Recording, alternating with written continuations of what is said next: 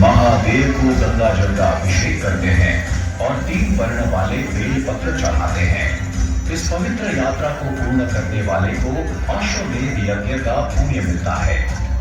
झारखंड के देवघर के भाग्य में ऐसे बेजोड़ तीर्थ का निमित्त बना था लंका नरेश रावण। एक पराक्रमी शासक और विद्वान रावण महादेव का अनन्य भक्त था। आध्यात्मिकता और शास्त्रों का ज्ञाता था, लेकिन अहंकारी और जिद्दी था। इसी अहंकार के कारण उसने भगवान शिव को कैलाश पर्वत से लंका ले जाने का मन बनाया। इसके लिए वह कठोर से कठोर तपस्या करने के लिए भी तैयार था। उसने अपना सिर शिव जी को अर्पण कर दिया। शिव जी ने उसे नया सिर दे दिया। उसने जब 10वीं बार अपने सिर का बलिदान दिया, तब भगवान शिव उसकी तपस्या देखकर प्रसन्न हुए, उसकी इच्छा का स्वीकार किया, लेकिन एक शर्त पर। शिव जी की प्रसन्नता से स्वर्ग में हाहाकार मच गया।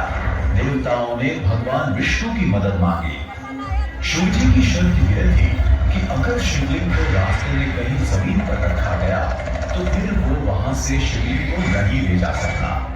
शिव जी के वरदान से प्रसन्न रावण लंका की तरफ चलने लगा। देवगण व्याकुल था। रावण के अधिक शक्तिशाली हो जाने के डर से चिंतित था।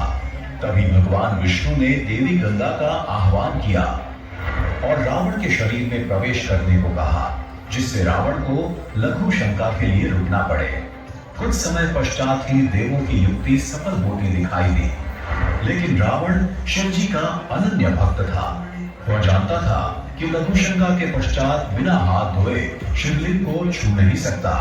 उसने मदद के लिए आसपास देखा तो उसे एक चरवाहा दिखाई दिया, जो चरवाहे के भेष में भगवान विष्णु थे। चरवाहा शिवलिंग को उठाए रखने के लिए सहमत हुआ। रावण शीघ्र ही लौट आने की बात करके निकल पड़ा। गंगा जी ने रावण के शरीर से बाहर निकलने में बहुत समय लिया।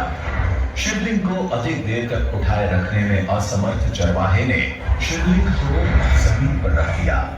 रावण ने लघु शंका के पश्चात हस्त प्रक्षालन के लिए पानी ढूंढा, लेकिन आसपास कहीं पानी नहीं था। उसने धरती से पानी निकालने के लिए जमीन पर प्रहार किया। यह जल स्रोत आज भी मौजूद है। हस्त प्रक्षालन के पश्चात लौटने पर रावण ने शिवलिंग को जमीन पर देखा तो वह गुस्से से लाल पीला हो गया। उसने शिवलिंग को उठाने के लिए अपनी पूरी ताकत लगा दी, मगर शिवलिंग को उठा ना सका। गुस्से में आग बबूला रावण ने शिवलिंग को जमीन में दबा दिया।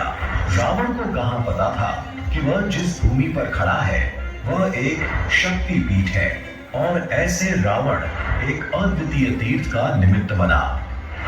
ऐसे बेजोड़ तीर्थ के प्रति अकूट श्रद्धा रखने वाले हर साल यहाँ आने वाले लाखों श्रद्धालुओं के हम आभारी हैं।